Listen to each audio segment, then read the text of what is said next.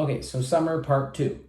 So after the Spireguard camp, we come to the Sorikonia camp. So in the Sorikonia camp, the players were starting off as low-level characters who they had actually all been acquired by the Sorikonian martial masters because apparently they were told that they were all returning spirits. They were all Sorikonian martial masters from ancient times, and that they had been found all over Rokron because they had some sort of ancient memory in them that they needed to recover. And that's why they had been, the Sorikonian martial masters had searched all over Rokron, found all these people and brought them here and checked them to see if they were actually these ancient Sorikonian martial master spirits returning. And so they were all instantly honorary clan members, and they could join all the different 8 clans of Sorikonia.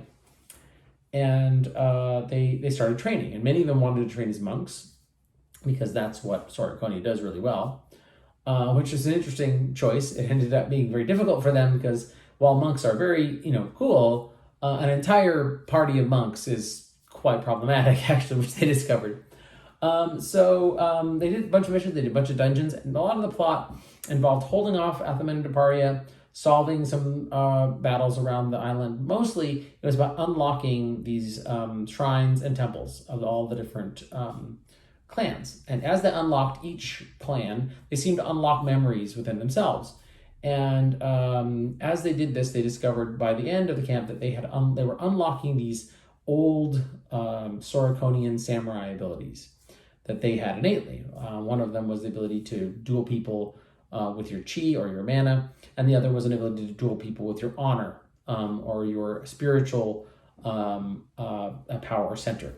And these two abilities they unlocked about midway through the camp, and then at the end of the camp they unlocked another level of those, which was things like chi strikes, where you can mana drain with your attacks, and ability to transcend and kind of gain energy out of your health, and other abilities too. But what they were realizing is that as they unlocked the greater temples, they were passing these memories on to all of the other people in Sorikonia who were of their clan. And so in the end, they didn't have time to do all 8 of the major shrines, but they did do Lake and Earth.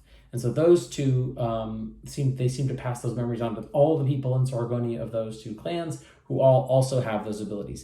And they discovered those abilities are very, very good at dealing with Daprakrula, who don't really take magic, and they seem to control magic, but these sort of spiritual attacks seem to not count. They were spiritual would be considered not necessarily the type of magic that Daprakrula can control. And so that seemed to be something that you could defend against Daprakrula with. And so luckily for them, the Daprakrula realized this, started to attack, but by the time they did, Desnor was coming with some more samurai to kind of defend the coasts, and there was a big war started, but they were kept out of the main fray of it. So that was the Sorikonia camp. So that was followed by the Emhyr Ford camp. The Emhyr Ford camp also had a lot of characters that were new, although not all of them were low level. And they were doing a lot of exploring, classic adventuring, discovering what a lot of the fencers in the region are like. They did discovering, going into dungeons and classic dungeon crawl type of things, solving different conflicts in the area. But most of the conflicts were more minor that they had to confront. They were mostly local situations with things along the river, or invasions, or some vampire activity they started to notice there was an uptick in, and they started to notice like a lot of like infiltration-y things they were dealing with, and some sort of weird like plague thing that they seemed was maybe some sort of demon-like plague that was starting to take over people in the city, make them berserk and kill each other, and they weren't sure what that was about. But it all kind of coalesced around in the end with this special quest that they had to go on when this elf named Riss showed up. And Riss was an elf who was actually from the Blackspire League and had taken the Thunderbird energy inside himself and traveled all the way out to Pinnacle, and then done this ritual with these 2 sticks that had been found a long time ago, and were now being kept in Pinnacle for years and years and years, and transferred the Thunderbirds into these sticks, which could perpetually regrow themselves. And so Riss then came to Emhyr Ford because Riss had heard that these people from Brethren had traveled down to Blackspire and had talked to the Blackspire shamans about these two items that they had that seemed to be like an axe head and a hammer head, but they were not quite correct. The handles were wrong, and they needed new handles, and they needed to be reforged, and that needed to happen in a special place, which was Mount Sezelath, which is this volcano right outside of Ymir Ford.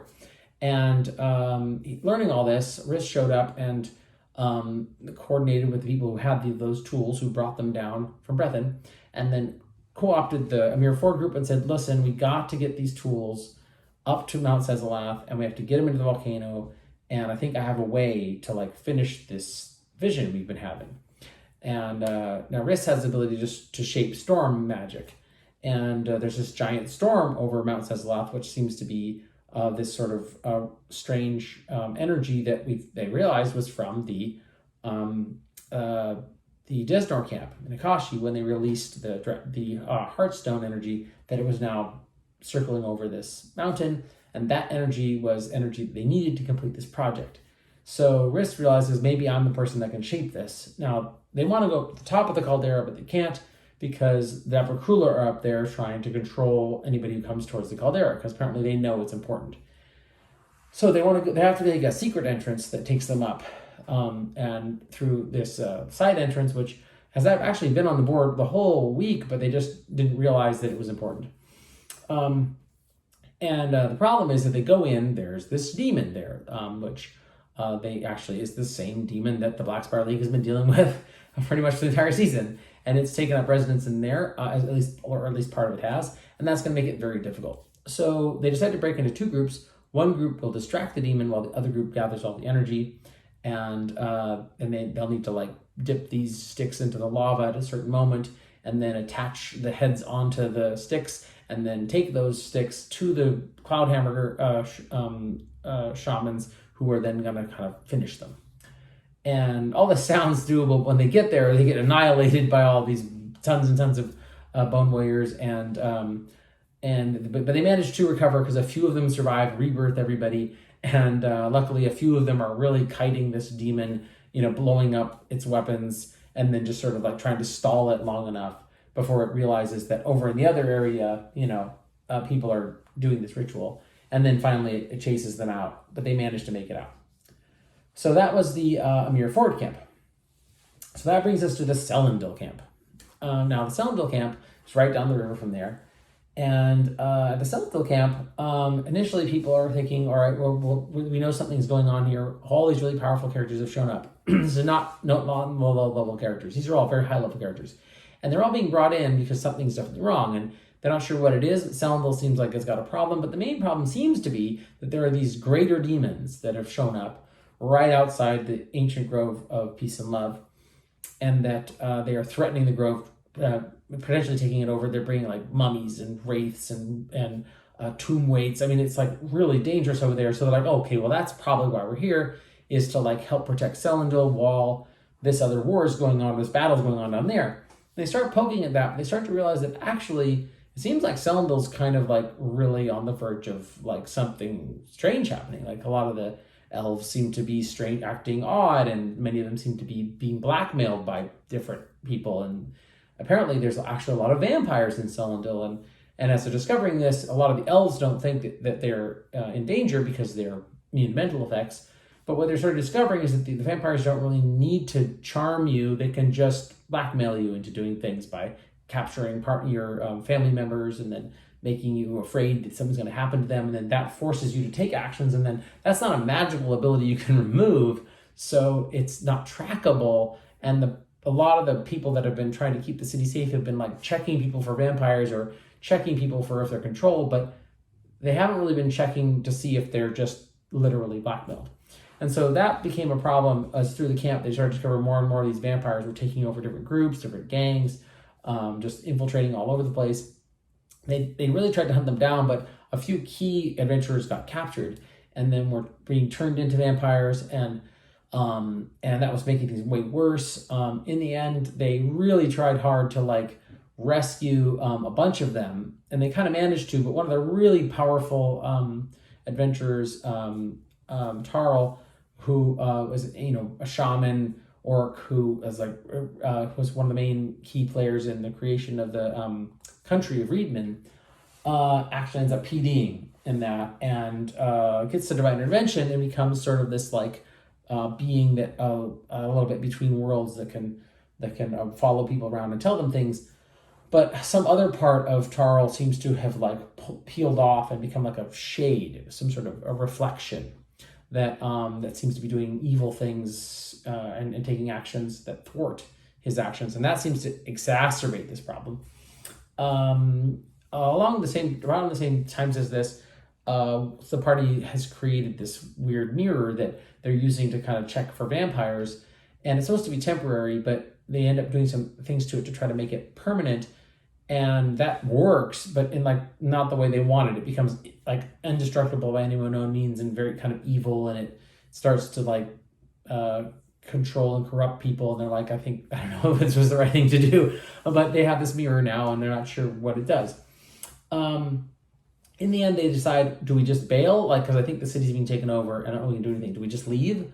And they're trying to deal with this mist stuff that the demons are creating over by the Sacred Grove. With like, maybe we can solve that. There's this weird frog demon in there. They can't seem to figure out what to do about it. He seems to just ignore them and be kind of ignorant of everything they're doing, but and just sort of hop around. But he seems also dangerous. He's bringing all these troops, so they don't know what to do. They decide in the end, we can't run away. We're heroes. We need to like rush the city. Now, during this time, Renyan, who's one of the innkeepers, they're this unkillable person who at least claims to never be able to die.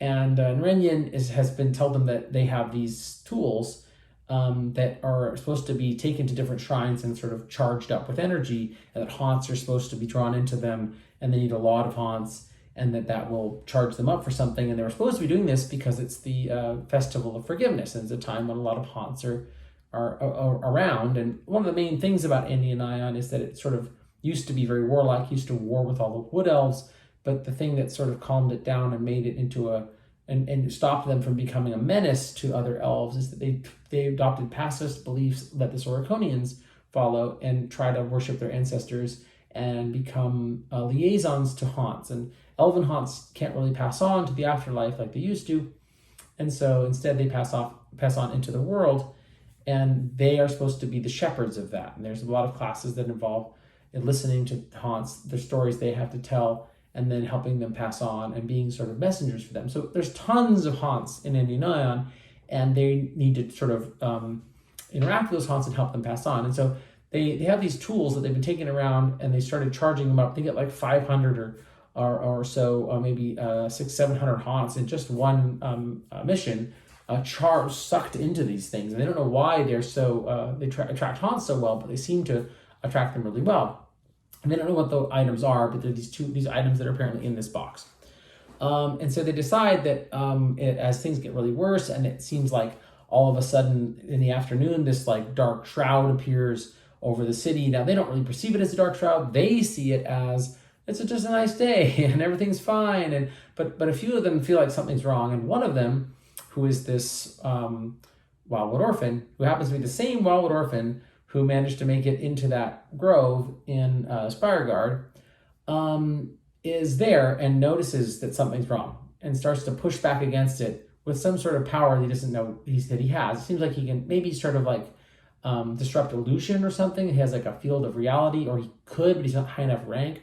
He starts to push it back when all of a sudden he gets absolutely like squashed or almost killed by this much more powerful force, which feels like this vampire version of him, which apparently is the vampire Wildwood Orphan that was taken in the Weekend League and changed into a vampire. And it's just about to absolutely just crush him and annihilate him when something else, a third force, seems to just come in out of nowhere, just yank that Wildwood Orphan out of the picture, that one that's the vampire, and then suddenly the Wildwood Orphan in the party is free and can kind of protect himself again.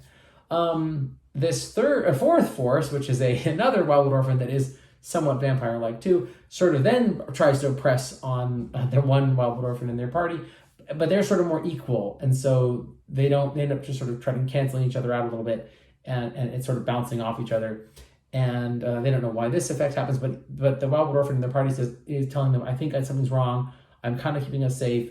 I think we need to get out of here. So they're debating what to do. They decide, no, we're not going to get out of here. What we're going to do is we're going to go straight to the center of the city, and we're going to punch these vampires in the face, because in the past, that's always the thing that has been the problem that people have had. They've gone into the center of the city, and they've tried to punch the vampires in the face to like stop the problem, but in the end, some people just bail, and then they don't have quite enough force, and then they win. So that's usually like, we can't let this repeat. We have to do something about this. So they said, okay, let's do this. Let's go take these guys out. So they agree to that, and one group just starts fighting their way to the center. The other group takes a little different tact, and they're like, we got to get those tools, and maybe they'll be useful. And they convinced Renyin to give them the tools, along with Sperry and Yemten, who apparently has been here the whole time, but there's been a lot of confusion about whether Sperry and Yemten and Renyin really were here, because there's illusions of them walking around too. They agree. Sperry and Yemten convinces Renyin, we got to use the tools. I know this is not what they're for, but running out of time. So they get the tools, and then Naranyan gives them the tools. The one half of the party takes the tools and starts going to try to get to the center too. And they discover that the tools, while wielded by certain people, seem to have really powerful effects, where they can blast undead and knock them away. They can also just destroy undead to get too close to them. Undead don't seem to be able to make any attacks at you while you're wielding them. They seem to be, but it's important that the person who's wielding them seems to need to be someone who doesn't make any attacks either, and that this is part of why they work. And so one of the players, who's actually a monk from Soroconia, is the one using them, and takes these items and begins to lead them to the center of the city. And so all the groups meet in the center of the city, and they're facing off with some of these really horrific vampires. Apostle is one of them. This mentioned in the time jump from the last time jump, and just an awful situation unfolds where they're all fighting all of these different vampires, and there's Morganti all over the place, and people are just getting murdered on the ground with Morganti, just absolutely terrible. And people are running around with these tools, which is an axe and a hammer, and they're blowing up undead near them, and trying to talk to Apostle, because they have a theory that maybe they can solve Apostle, and there's something to be resolved if they could just do this, but they're not sure. They can't really destroy Apostle as far as they can tell, so they're trying to figure out, how do we actually solve this? And I think they're close when this person, Briar, is coming in with this axe that they've been trying to solve, because they're really good at solving haunts, and the axe has just a massive amount of haunts in it too. Well, so do this axe and hammer, and the axe is coming in, and when the two meet, there's sort of this major clash between the two things, and in the end, they're getting very close to solving the situation. But Apostle takes the axe and then knocks out the person who's using the axe and hammer, and seems to be able to do that because the amount of haunts in the axe are counteracting the haunts in the axe and hammer, and then tries to kill the person who's wielding them.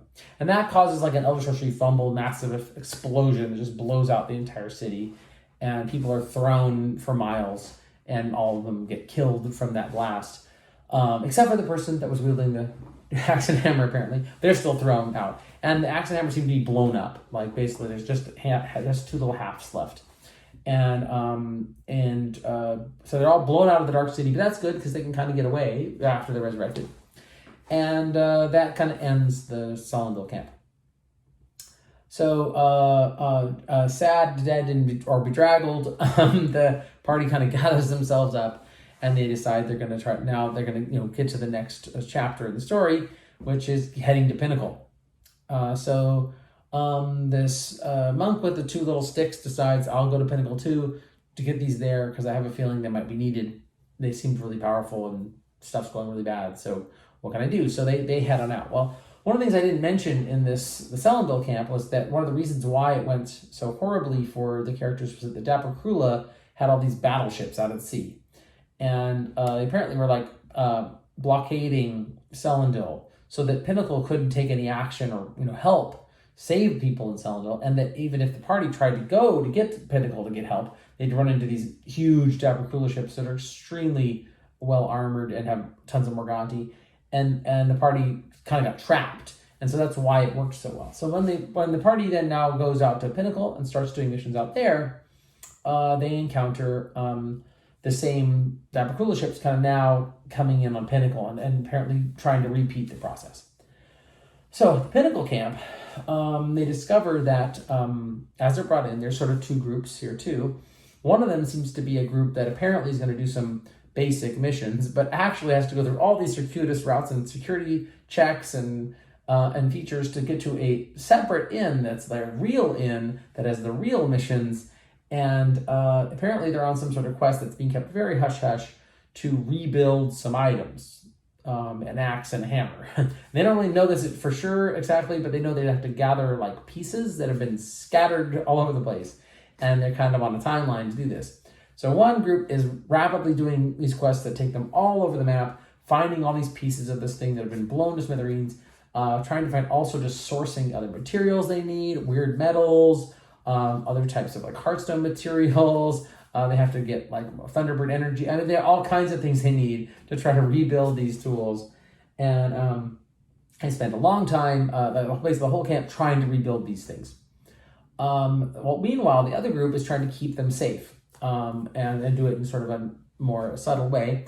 But they're going out and protecting the countryside, defending against Dabracula, defending against Darkhold Dragonsworn, defending against other sort of little infernal incursions, or even a Cha'oth shows up, who's saying that they have to they need to side with them and make an alliance with the Angelics, because if they do, maybe they can defeat the Dabracula. And people say you're crazy. One group decides to go travel to Geb and get Geb to help, because Geb is notorious for having a lot of non-magical, very powerful tinkering of things like ships that have strange tinker-like devices, and since they're non-magical, this might be a great way to thwart the Dabracula. But the Naga Empress, who they meet, who is in charge of Geb and has been for a long time, says, I'm fine with this, but a lot of my items have gone missing lately due to an effect that I didn't mention that happened at the Cylindril camp involving Tarl's divine intervention. So my items have gone missing, and I'd like you to go get me some replacements along with some very rare items out in the west. And they agree to do that. And so large percentage of the party heads off into the west to go try to recover some legendary items that have been missing for a long time. Well, that kind of takes them off the map and kind of locks them into a dungeon. And since they're some of the very powerful characters, this leaves the rest of the party kind of struggling to protect themselves from everything else. And so they have to do a lot of heavy lifting to try to keep the city safe while they're gone.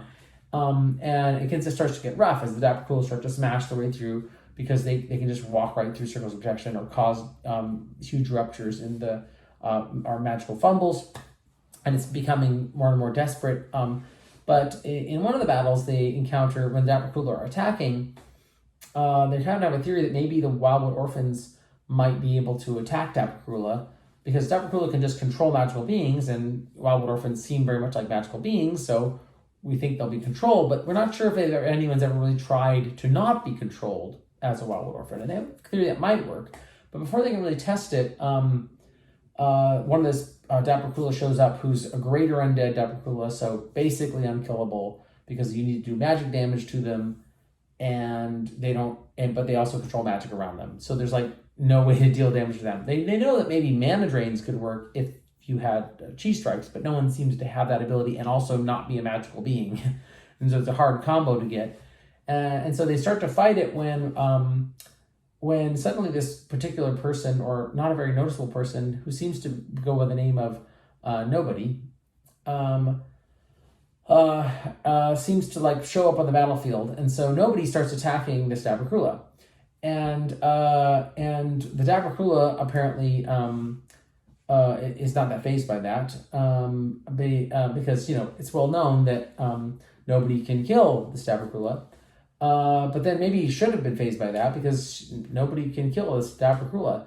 And apparently that seems to work, because as Nobody starts attacking the Dabracula, wounds sort of seem to appear, and the Deprula seems very surprised by this because he's not sure how he's being killed by nobody, and in the end gets actually killed and taken away. And this gives them all pause because they're not sure how could this happen? Like, that seems very magical, and we control magic, so how did that even work? Party doesn't know, but they're just happy that they succeeded. But the next day, the Deprula redouble their forces. They're coming in on Sky Serpents. They're just gonna beat down the doors, and they come flying in with Morganti even more Morganti weapons, and tons more Deprula, and it looks like they're all doomed. When the whole battlefield sort of seems to be frozen for a moment, and this hobbit woman in a gray cloak seems to be seen walking and running all throughout the whole battlefield, touching everyone on their heads, and they're not sure what's happening, and they hear all these strange lines from a poem that seems very familiar to them. It feels like the words seem to make sense to them in some level inside themselves, but they don't know why. And then when they come out of this trance, they realize that their minds have been sort of blocked or locked out, protected from invasion, and they have a mind block ability that they can kind of keep themselves from being controlled in all kinds of situations. They don't know where they've gained this ability, but they seem better for it, and they end up pushing back and injuring the Deprula. No one does this again, and then that seems to surprise the Deprula again, who then kind of retreat. I'm not sure what's going on. Eventually, the people who went up to the west, they finished their quest, recovering a legendary item that is actually originally designed to kill and destroy C'Oath. And they come back with this item, and they think maybe it'll be useful against Deprula. We don't know, but they bring it back anyway. And the Geb steamships have now shown up, just trying to destroy the Deprula. It's working sort of, but in the end, as the Deprula seem to recover from that, they're coming back again in even more force, and it's looking like it's going to be very bad.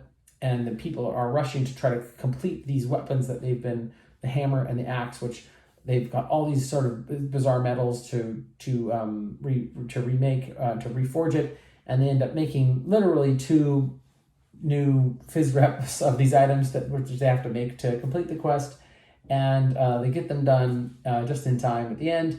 And then as they're being attacked by Deprula, at the very end, they have the same vision again of this woman who has this in this gray cloak, who seems to touch all of their minds this time and reads this long poem-like effect, which they also encountered at this lumber mill where there was a great massacre that happened years ago, and they encountered a being there that seemed to also use these same lines and took them into sort of a very spooky kind of trance involving 3 knives.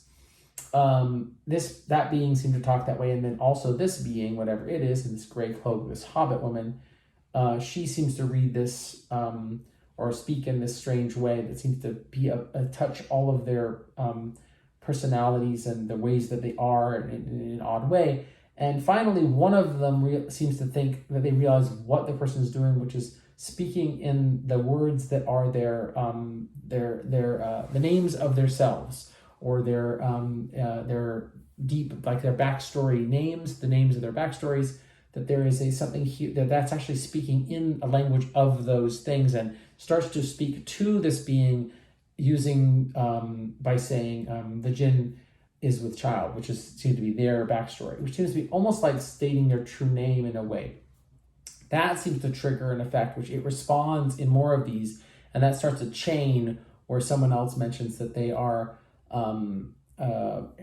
wings once feathers now fly again, and that seems to trigger another effect, and then a final one with nobody saying that they are part of this chain as well, and getting to give an answer to a question which they're not sure. It seems like a riddle, and the answer they give is everything.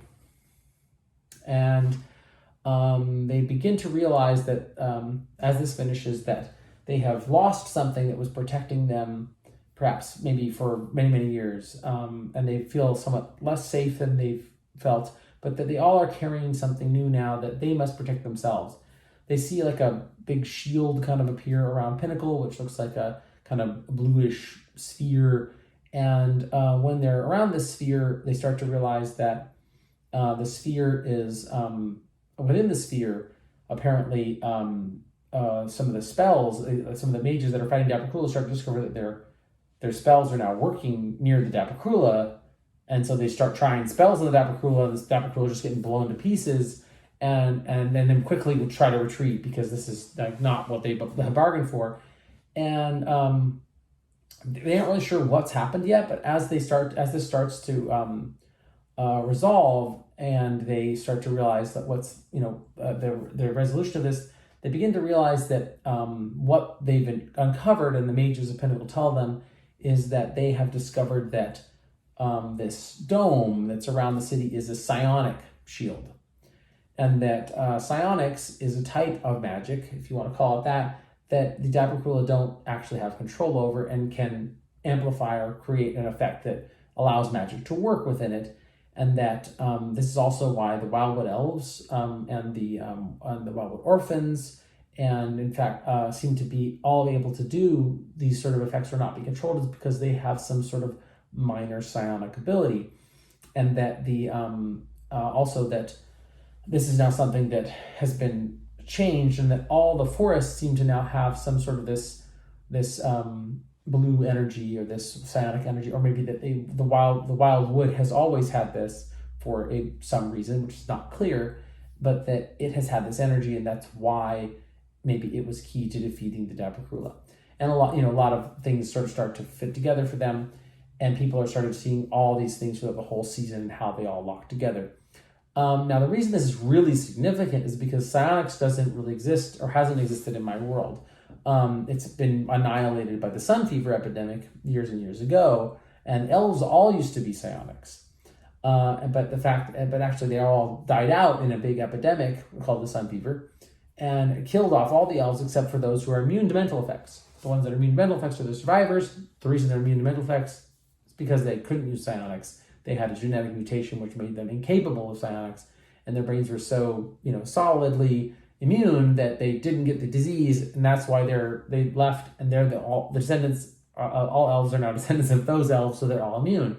But originally, elves were psionic, and that's why there is no psionics in the game. Now, people have discovered there are maybe one or two odd instances where they've kind of encountered psionics in really mythic levels of stuff, which I'm not going to go into in this video.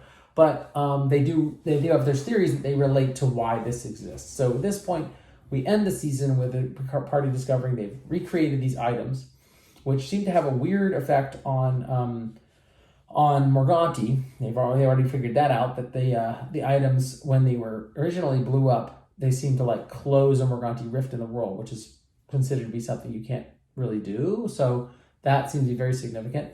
And they also discovered that holding them near one of the characters who had been knocked out, Morganti, who then was given herbs that kind of rekindled his adrenaline and kind of made him somewhat awake and functional. If they were near him, he seemed to be also even more alert, and it seemed to counter the effects of his Morganti wounds. And this is not too surprising, because one of the things they had to do to build this device was to disassemble the Alikathera device, which is something the Pinnacle has that actually is supposed to remove Morganti from the world in a permanent and more a safe way. So that's probably why it works that way, but there might be a lot of other things going on, or very likely there are a lot of things going on.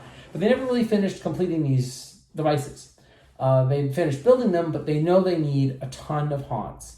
And so the party's pretty much aware that one of the things they might need to do in the coming years is to get a lot of haunts to power these items, so that they can maybe turn them on fully, and that until they are turned on fully, they're going to have maybe a very minor effect, and a lot of people are going to be trying to get their hands on them. So that seems to be one of the major events that's leading us into the time jump. All right, so there's all the plot. You've got about an hour of me talking about it and covering the entire year, but to cover the entire year in 1 hour, I would consider that pretty good. All right, I'm going to go into the actual time jump now so people can plan for tomorrow.